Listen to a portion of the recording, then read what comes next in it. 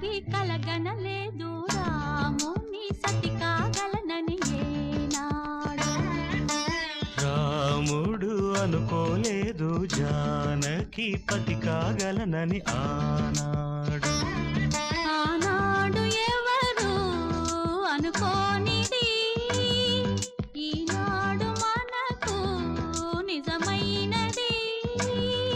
ఆ రామాయణం మన జీవన పారాయణం. రాముడు అనుకోలేదు జానకి పతి కాగలనని ఆనాడు.